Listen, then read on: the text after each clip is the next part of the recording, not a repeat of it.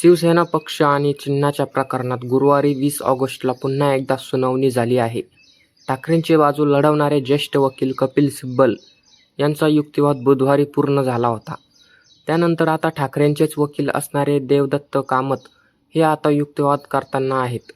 गुरुवारी कामत यांनी आपल्या युक्तिवादामध्ये काही महत्त्वाचे मुद्दे मांडलेत. यावेळी त्यांनी एकनाथ शिंदे यांनी त्यांच्यासोबत गेलेल्या आमदारांच्या अपात्रतेचा मुद्दा अधोरेखित केलाय. पण यावेळी त्यांनी अपात्रतेचा निर्णय थेट सुप्रीम कोर्टाने द्यावा अशी भूमिका आक्रमकपणे मांडली आहे. जर शिंदेंच्या आमदारांनी त्यावेळी केलेले पक्षांतर न्यायालयाने कायद्याच्या विरोधात ठरवलं तर त्यांचा पक्ष आणि चिन्ह हे चुकीच्या पद्धतीने मिळालं हे सिद्ध होतं, असं कामत यांनी कोर्टासमोर म्हटलंय. त्यामुळे कोर्टाने जर 2022 शिंदेचे आणि त्यांच्या आमदारांचं पक्षांतर चुकीचं ठरवलं तर पक्षांतरबंदी कायद्यानुसार त्यांच्या आत्ताच्या कार्यकाळात सुद्धा धोका येऊ शकतो, अशा चर्चा व्हायला लागल्यात. ठाकरेंचे वकील असणारे देवदत्त कामत यांनी आज कोर्टात केलेला युक्तिवाद नेमका काय आहे आणि शिंदे आणि आमदारांना अपात्र ठरवण्यासाठी त्यांनी नेमके कोणते संदर्भ दिलेत पाहूया या आजच्या व्हिडिओमधून. देवदत्त कामत यांनी ठाकरेंची बाजू कोर्टात मांडताना असं म्हटलंय की एखादा आमदार एकदा अपात्र ठरला की त्याचं सभागृहातला सदस्यत्व संपुष्टात येतं. या प्रकरणात एक विशिष्ट कालावधीत सुनावणी पूर्ण होऊ न शकल्यामुळे त्यांनी आधीच या पक्षांतराची फळ चाखलेली आहेत. आजही ते त्या पक्षांतराचे फायदे घेत आहेत, कारण चिन्ह आदेश विधिमंडळातील बहुमतांच्या निष्कर्षावर आधारित आहे. विधिमंडळातील बहुमताचा निष्कर्ष लावताना विधानसभा अध्यक्षांनी दिलेले कारण जर चुकीचं किंवा अतिरिक्त असल्याचं न्यायालयाने ठरवलं तर त्या निष्कर्षाचे यावर गंभीर परिणाम होतील, असं कामत म्हणालेत.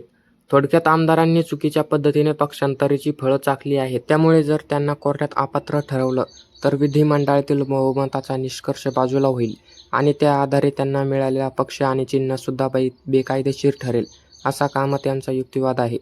यावर कोर्टाकडून कामत यांना सवाल करण्यात आला, अपात्र कशात करायचं, आणि कोर्टानं विचारले. यावर ॲडव्होकेट कामत यांनी सुप्रीम कोर्टात एक महत्त्वाची मागणी केली.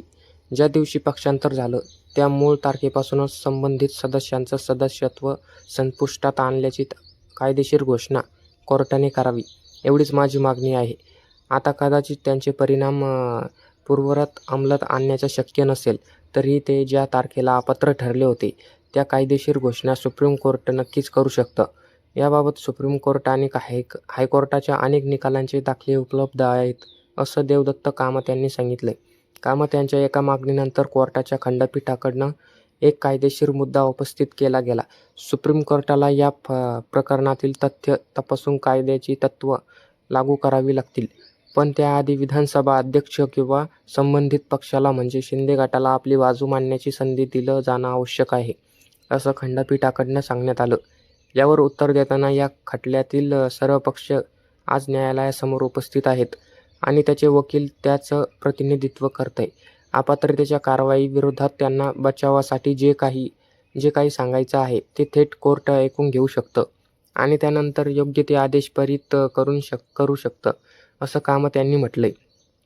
आपली हीच मागणी लावून धरताना देवदत्त कामत यांनी सिब्बल यांच्याप्रमाणेच सुभाष देसाई प्रकरणाची आठवण करून दिली. आम्ही त्यावेळी सुद्धा हीच मागणी केली होती की सुप्रीम कोर्टाने स्वतः आमच्या आमदारांच्या अपात्रतेचा निर्णय घ्यावा, कारण विधानसभा अध्यक्षांवर आमचा विश्वास राहिला नव्हता. अध्यक्षांनी निर्णय घेण्यासाठी अनेक महिने लावले. आम्हाला 2दा सुप्रीम कोर्टात यावं लागलं. सुप्रीम कोर्टानं अध्यक्षांना वारंवार निर्देश दिल्यानंतर शेवटी जानेवारी 2024 त्यांचा निकाल आला, असं कामत म्हणाले. म्हणजे विधानसभा अध्यक्षांनी सुनावणीला वेळ लावून पक्षपातीपणा केला हेच दाखवण्याचा प्रयत्न कामत यांनी केलाय. प्रतिस्पर्ध्यांचं म्हणणं ऐकून घेऊन कोर्टाने निकाल द्यावा. कोर्टाला तो अधिकार आहे. जिथे अपात्रतेची तथ्य सिद्ध होतात तिथे न्यायालय हा अधिकार वापरू शकतो, असं पुन्हा एकदा कामत यांनी कोर्टाला सांगितलंय. यानंतर देवदत्त कामत यांनी उपस्थित केलेला मुद्दा हा सगळ्यात महत्त्वाचा ठरला. बुधवारी झालेल्या सुनावणीत आम्ही आमदारांना अपात्र करू शकतो का हा निकाल पुन्हा एकदा विधानसभा अध्यक्षांकडून पाठवून पुनर्विचार करायला लावणं योग्य होईल का, असा प्रश्न न्यायमूर्ती बागक्षी यांनी केला होता. यावरच कामत यांनी महत्त्वाची गोष्ट कोर्टाच्या निदर्शनाला आणून दिली. जेव्हा अपात्रतेच्या याचिकांवर निर्णय घेण्यात आधीच बराच वेळ वाया गेलेला आहे.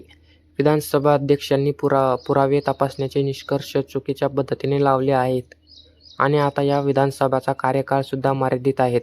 अशा स्थितीत हे प्रकरण फेरविचारासाठी पुन्हा अध्यक्षांकडे पाठवणं हे न्याय देणारं ठरणार नाही, अशी बाजू कामत यांनी मांडली. या खटल्याचं अंतिम उद्दिष्ट हे न्याय प्रस्थापित करणं हेच आहे. सर्वोच्च न्यायालयाचे अधिकार हे फक्त सरशिओरी किंवा मॅडम सारख्या रिट याचिकांच्या तांत्रिक मर्यादेत अडकून राहू शकत नाही. या प्रकरणात पूर्ण न्याय देण्यासाठी सर्वोच्च न्यायालय स्वतः थेट आमदारांना अपात्र घोषित करू शकते. यावरती देवदत्त कामत यांनी विशेष असा भर दिलेला दिसतोय. तसेच आपली बाजू पटवून देण्यासाठी कामत यांनी काही जुने संदर्भसुद्धा दिलेत. स्थानिक स्वराज्य संस्थांमधील नगरसेवकांच्या अपात्रतेच्या कारवाईत जेव्हा सक्षम प्राधिकाऱ्यांनी त्यांना अपात्र ठरवण्यास नकार दिला होता, तेव्हा उच्च न्यायालयाने रिट अधिकारात स्वतः योग्य ते कायदेशीर निष्कर्ष लावून त्या सदस्यांना थेट अपात्र घोषित केलं होतं. विशेष म्हणजे अशाच उच्च न्यायालयाच्या एका निर्णयाला सुप्रीम कोर्टानं आव्हान देण्यात आलं होतं. सुप्रीम कोर्टाने सुद्धा तो निर्णय योग्य ठरवून कायम ठेवला होता, असं सांगितलं. त्यांनी राजेंद्र राणा केसांचा दाखला दिला. त्या खटल्यामध्ये विधानसभा अध्यक्षांकडनं 10व्या अनुसूचीची अशी निष्पक्ष किंवा हतबल व्यवस्था न्यायालय कदापि खपवून घेणार नाही. जिथे अध्यक्ष योग्य निर्णय घेतात तिथं अपयश ठरतात. तिथे सर्वोच्च न्यायालय स्वतः थेट पहिल्या टप्प्यात आमदारांना अपात्र घोषित करू शकते, असे निर्णय सुप्रीम कोर्टाने दिला होता.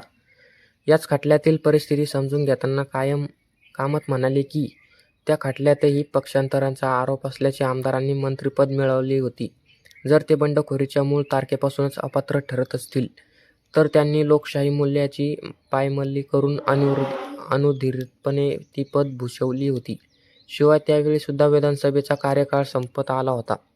त्यावेळी सर्वोच्च न्यायालयाने ते प्रकरण पुन्हा अध्यक्षांकडे पाठवण्याऐवजी स्वतःच त्या सदस्यांना उत्तर प्रदेश विधानसभेत पुनर्लक्षी प्रभावाने अपात्र ठरवलं होतं, असा महत्त्वाचा युक्तिवाद कामत यांनी केलाय.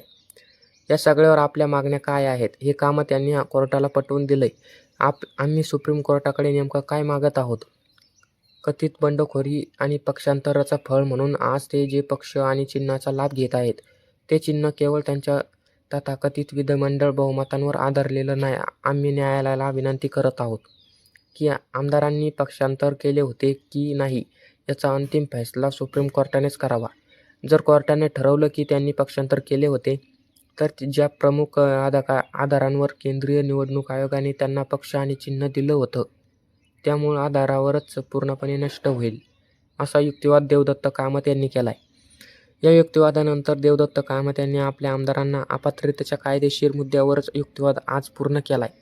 आजच्या युक्तिवादात कामत यांनी राणा खटल्यांचा थेट संदर्भ घेऊन सुप्रीम कोर्टाने आमदारांना थेट अपात्र ठरवावं. जर शिंदे आणि त्यांच्या आमदारांनी पक्षांतर केलं म्हणून त्यांना अपात्र ठरवण्याचा निर्णय आला, तर त्यांना मिळालेला पक्षचिन्हाचा बेसच कमकुवत होऊ शकतो, हे कामत यांनी कोर्टात मांडले. आता ह्या त्यांच्या युक्तिवादात अत्यंत महत्त्वाचा मानला जातोय. त्यामुळे कामत यांच्या युक्तिवादाचा विचार करून कोर्टाने जर निकाल दिला तर शिंदे आणि त्यांचे आमदार अपात्र ठरणार का?